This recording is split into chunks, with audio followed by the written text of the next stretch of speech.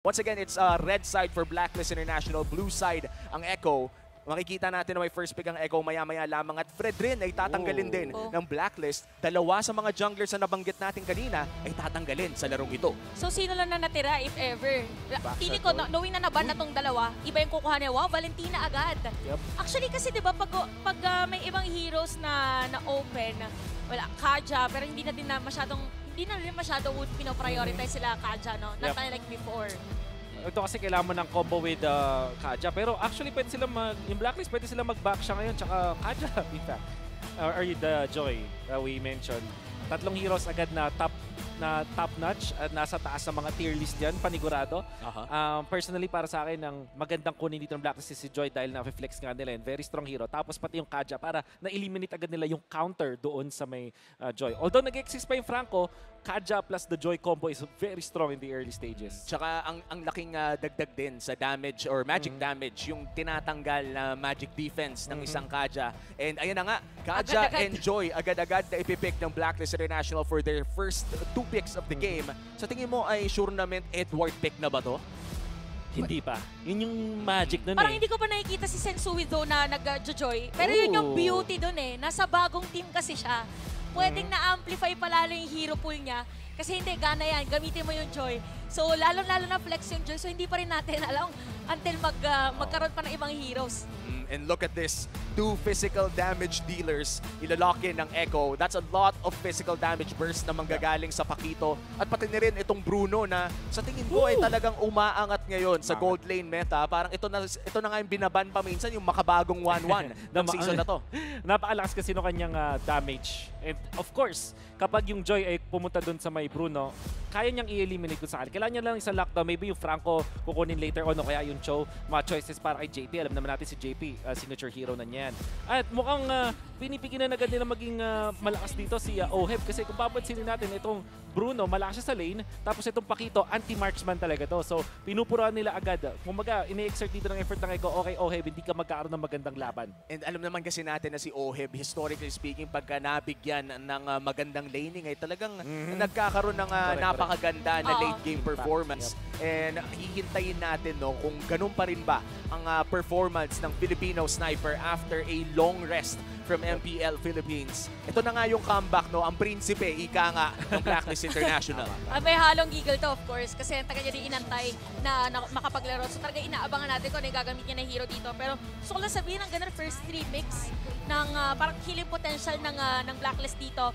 Kasi usually, di ba, nasanay tayo sa kanila more on sustain, pero dito talagang gusto nila na kill after kill, having this Kaja and Kadita for their lineup. Pero maganda din yung ban nila dito, which is Kufra.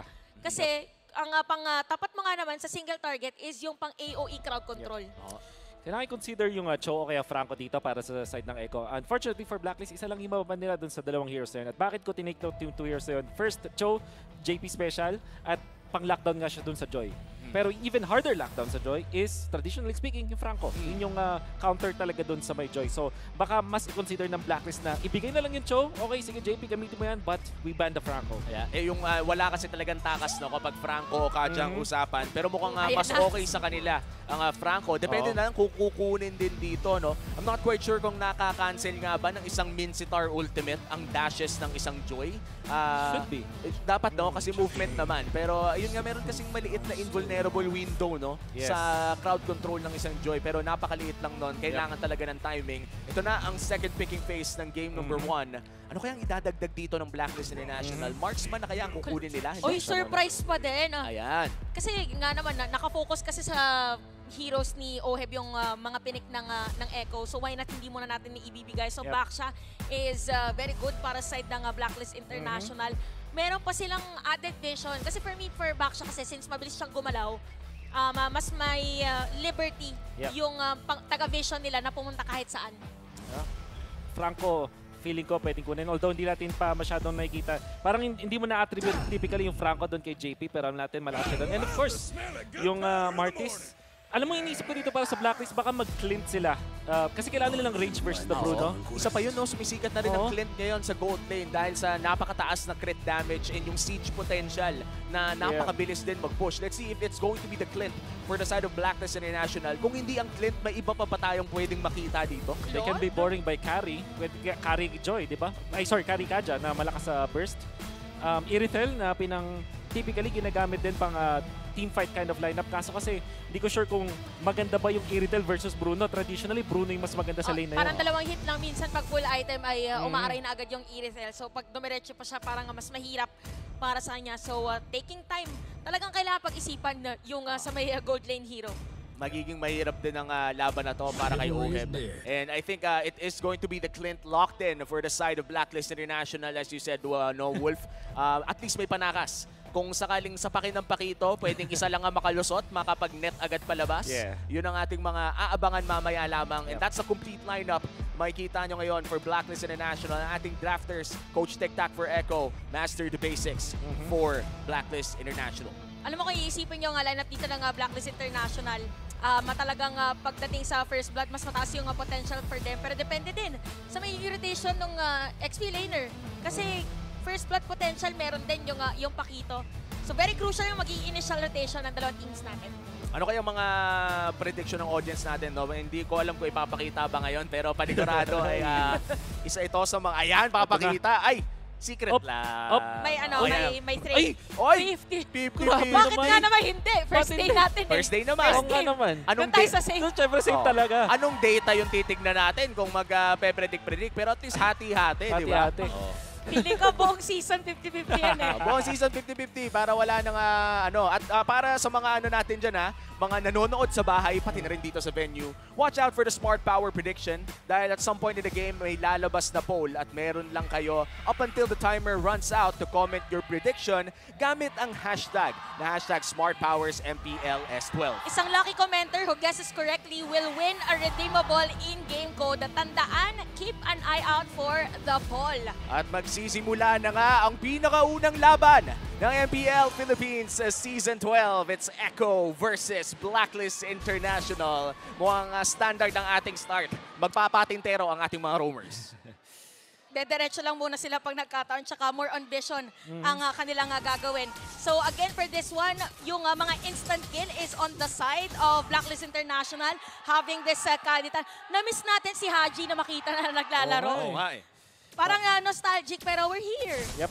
Tsaka hindi naman sa parang nalulungkot din ako na nawala si Yue, syempre. Benched lang ngayon, pero syempre maglalaro din yan in the future. But still nakakamiss na makita si Haji, no? Yep.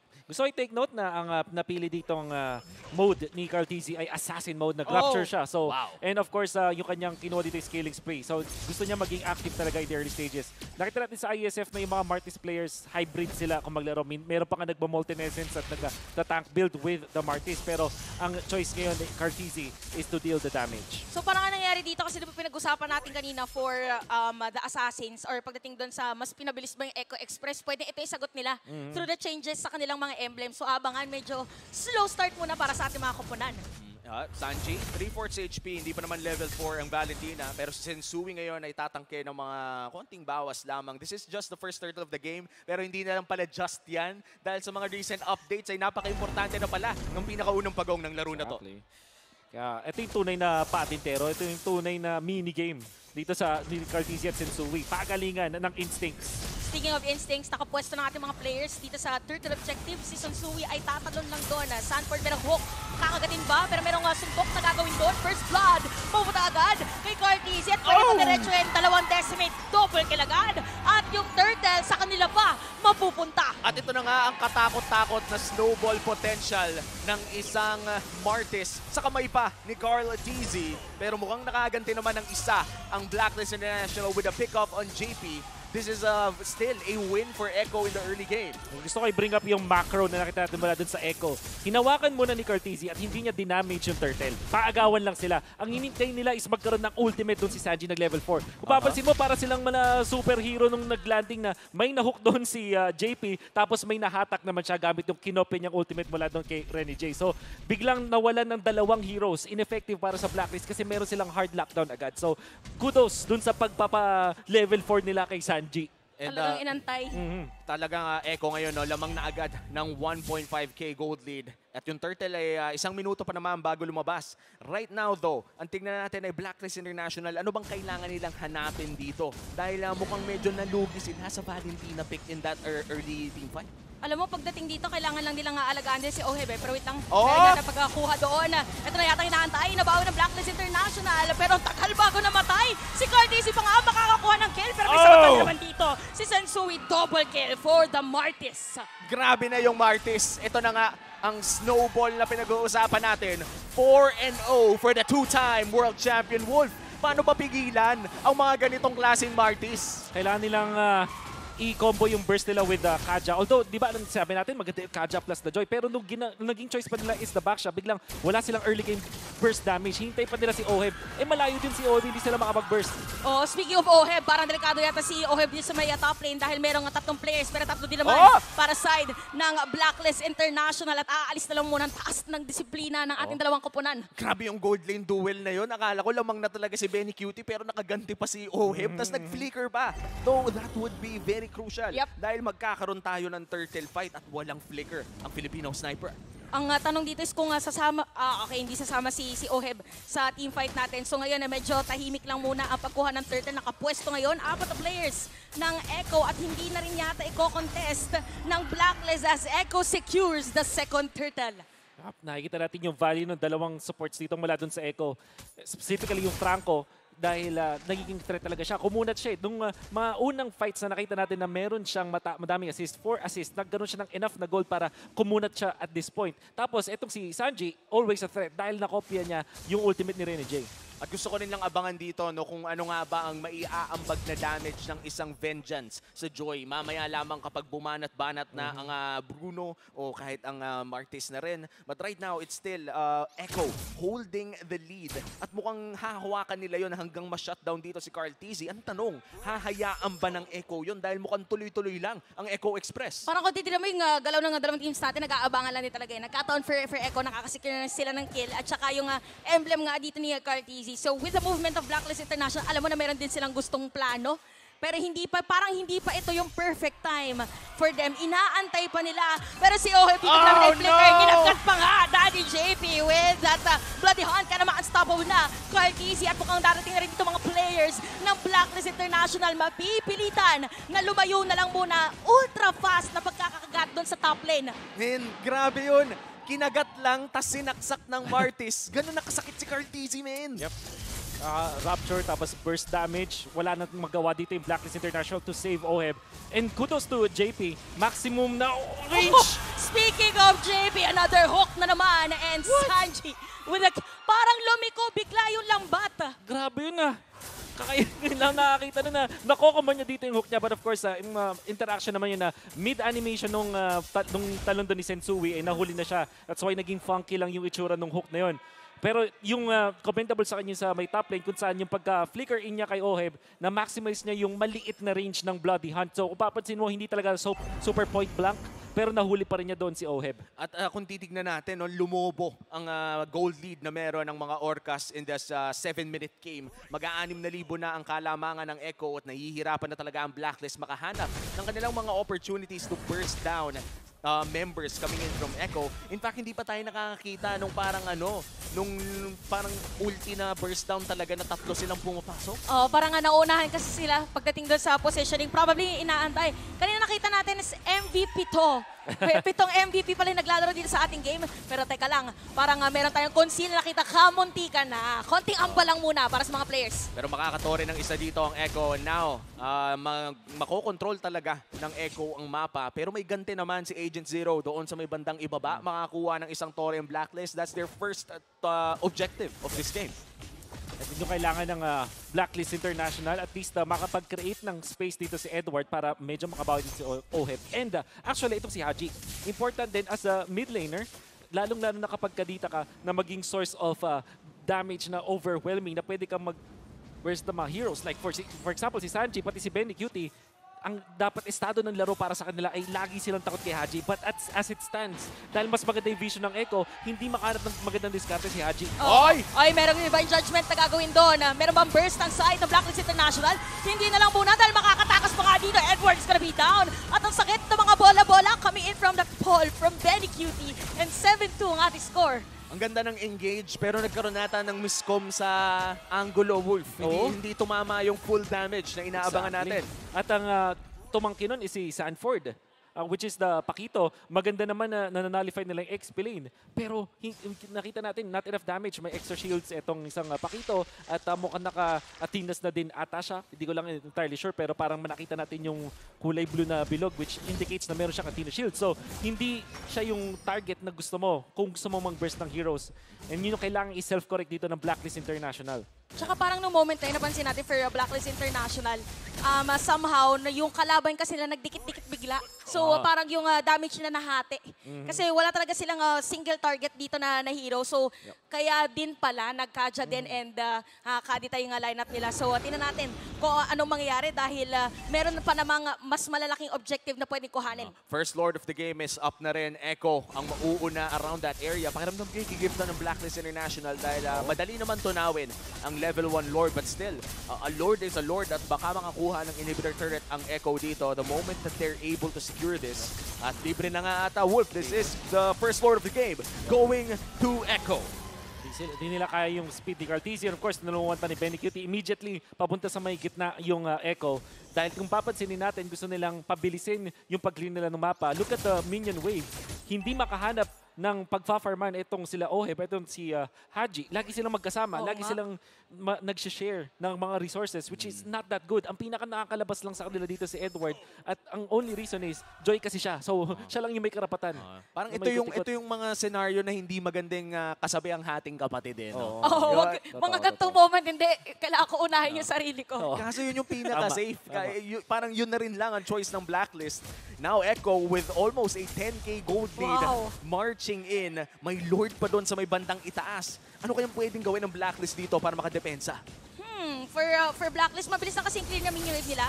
So probably ganun lang din naman yung gagawin. At pwede din nakuhanin muna Sensui Lord, palilikuin. Pero tinan natin, meron ba hook? Okay, medyo wala tatama doon. Pero sa may top lane natin, meron din conceal si Renegade at successfully madedepensahan. Ito, hila na sinasabi natin! Sakto, Oheb!